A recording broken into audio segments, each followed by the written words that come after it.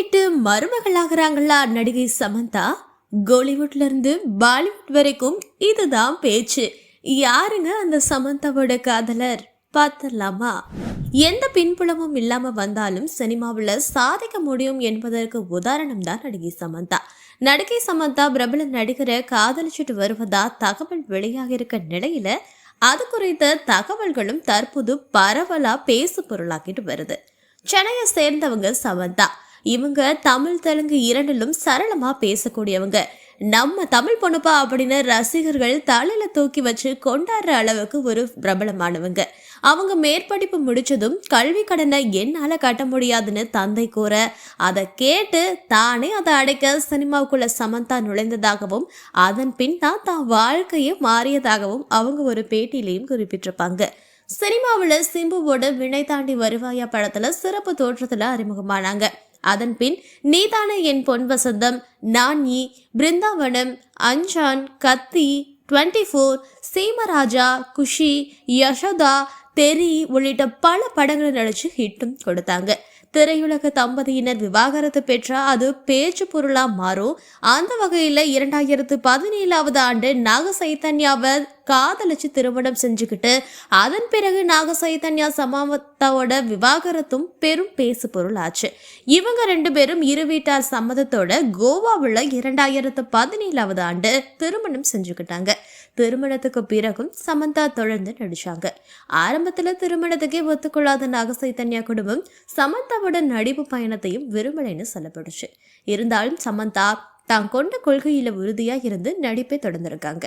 நிலைமை இப்படி இருக்க தாங்க 2 பேரும் விவாகரத்து பெறுவதா சைத்தன்யாவும் சமந்தாவும் சடனா தெரிவிச்சு பிரிஞ்சாங்க. அதற்கு பல காரணங்கள் மற்றவர்களால சொல்லப்பட்டுச்சு. இருவரோட பிரிவுக்கு பிறகு தங்களோட கெரியர்ல கவனம் செலுத்திட்டு வராங்க. சமந்தாவும் விவாகரத்துக்கு பிறகு ஊசல்ரியா மாமா பாடல்ல பீக்குக்கே போயிட்டு வந்துட்டாங்க. பிறகு மயோசிட்டிஸ் நோய் வந்து அதுல இருந்து மீண்டு திரும்பவும் நடிக்க தற்போது ஆரம்பிச்சிருக்காங்க. இந்திய சினிமா மட்டும் இல்லாம தற்போது வெப் சீரிஸ்ல நடிச்சு உலகளவிலையும் ட்ரெண்ட் ஆயிட்டு வராங்க. சமந்தாவுடனான பிரிவுக்கு பிறகு சில காலம் சிங்கிளா இருந்த நாக சைத்தன்யா அந்த சமயத்துல நடிகை சோபிதா கூட அவங்களுக்கு ஏற்பட்ட பழக்கம் நாளடைவில் டேட்டிங் செல்ற நிலைக்கு போயிருக்கு. இருவரும் வெளிநாடுகள்ல அடிக்கடி டேட்டிங் செய்த போது எடுக்கப்பட்ட புகைப்படங்கள் சமூக வலைதளங்களையும் ட்ரெண்ட் ஆகும்.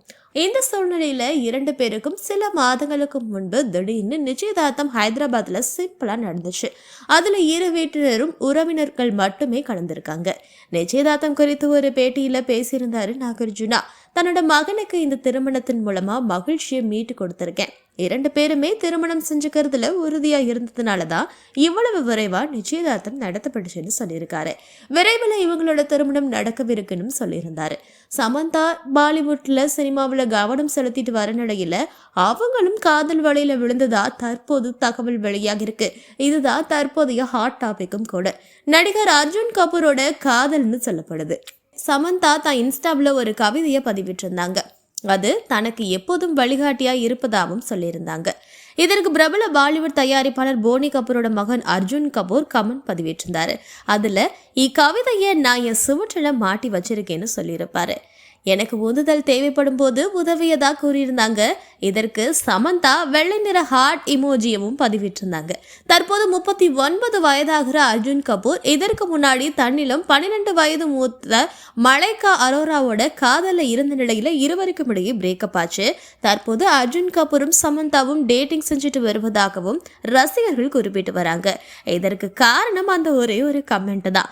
இருவருக்கும் இடையே காதல் இருக்குதா இல்லையாங்கிறத அவங்க தான் உறுதிப்படுத்த வேணும்னு நெட்டிசன்கள் கூறிட்டு வராங்க.